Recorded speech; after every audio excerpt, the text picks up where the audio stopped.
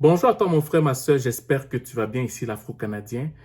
Je vais parler d'un sujet qui est important parce qu'il y a beaucoup de personnes qui m'appellent, qui me disent que oui mon frère, l'Afro-Canadien, en fait c'est que j'ai un emploi qui est stable en Afrique et tout ça et j'ai pas envie de laisser cet emploi parce que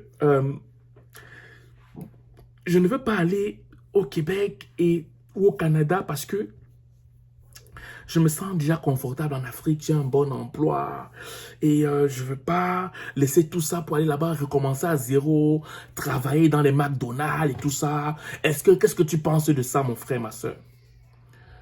Je vais te dire ce que j'en pense, mais bien avant de parler de ça, je vais te rappeler quelque chose. Quand on arrive des fois au Québec, il y a des factures qu'on paye depuis 1 an, 2 ans, 3 ans, et on ne se rend peut-être pas compte, mais il y a des rabais sur certaines factures qu'on ne te le dira jamais. Donc, si toi, tu as un téléphone cellulaire, Internet, ok? Si tu m'écoutes en Ontario, si tu payes l'électricité, le gaz et tout ça, ou les caméras de surveillance dans ta maison, peut-être que tu ne sais pas qu'il y a un rabais que tu peux avoir dans tous ces côtés-là, tous ces factures-là. Si ça t'intéresse, écris-moi sur YouTube ou sur Facebook, sur le lien qui est en bas. Si tu m'écoutes sur TikTok ou sur Instagram, écris-moi en privé, je vais pouvoir te répondre. On va faire un appel ensemble avec une compagnie qui regroupe toutes ces compagnies-là et savoir quel est le meilleur rabais qu'on peut avoir pour toi en fait. Ok? Voilà. Bon. Est-ce que c'est toujours évident pour quelqu'un? Est-ce que le Canada est toujours d'actualité pour une personne qui est confortable en Afrique ou dans les Caraïbes? Ma réponse est oui. Pourquoi? Parce que ce n'est pas parce que toi, tu es confortable que ton enfant sera confortable demain. Je recommence, il faut que tu comprennes ça très bien.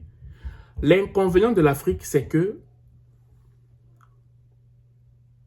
il est difficile de prévoir qu'une personne va avoir le même confort financier que son parent, malgré les richesses qui lui ont été laissées. Mais l'avantage d'être au Canada, c'est le fait que il est certain que tu vas avoir un minimum au moins pour subvenir à tes besoins de base. Il y a des gens qui ont un très bel emploi en Afrique, mais quand ils partent à la retraite, ils vont tout faire pour qu'on puisse peut-être embaucher leur enfant dans la même compagnie ou dans une compagnie annexe. Mais ça ne veut pas garantir que l'enfant va perdurer comme son parent sur cet emploi-là. Et qu'est-ce qui arrive? Ce qui arrive, c'est que au final, l'enfant il a été embauché quand le papa était vivant, mais quand le père n'est plus là, il faut que l'enfant entre forcément, ou dans la grande majeure partie du temps, dans une secte pour garantir sa place. Ce qui n'est pas le cas pour le Québec.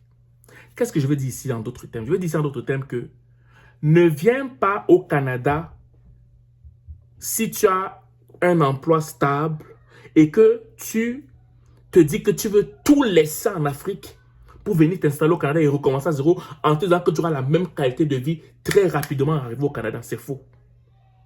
Quand tu viens au Canada, il faut que tu penses que le Canada va se donner au moins dans la vie de tes enfants un minimum si tu n'es plus là.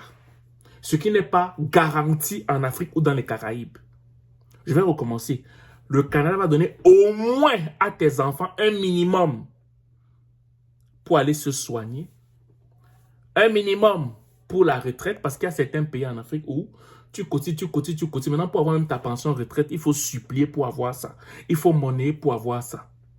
Le Canada te donne au moins un minimum, un minimum au niveau de tes cotisations. Même s'il faut que tu travailles dans des métiers de base, là, tu vas avoir au moins.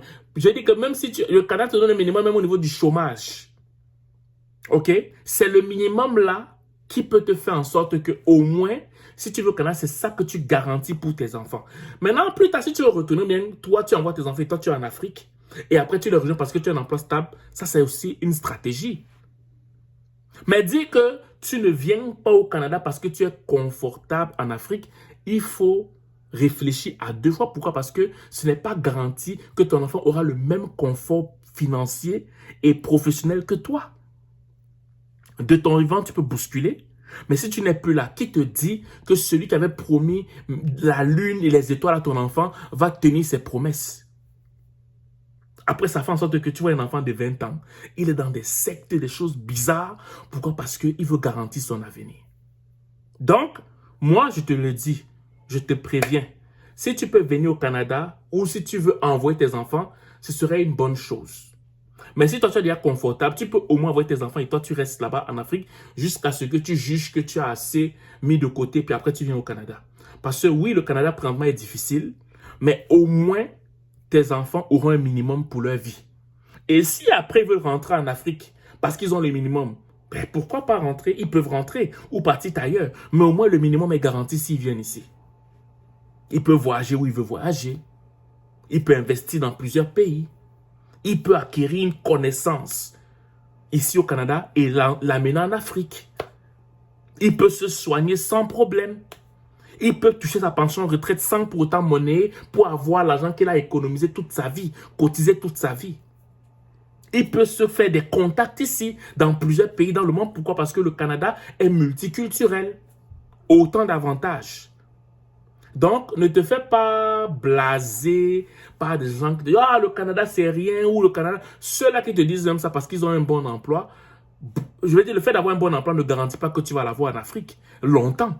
Il y en a qui étaient des directeurs généraux, du jour au lendemain, ils sont devenus des chômeurs.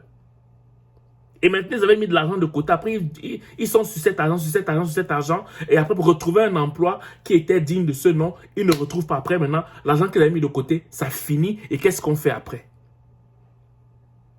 Moi, j'ai parlé. Si tu es sage, tu comprends ce que je dis. Si tu veux faire ce que tu as fait, fais ce que tu as fait. Mais moi, je t'ai donné mon conseil, en fait. Voilà.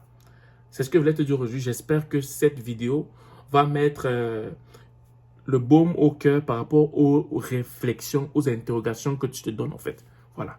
Sur ce, je te souhaite de passer une excellente journée ou une excellente soirée, dépendamment du lieu où tu m'écoutes. Ciao.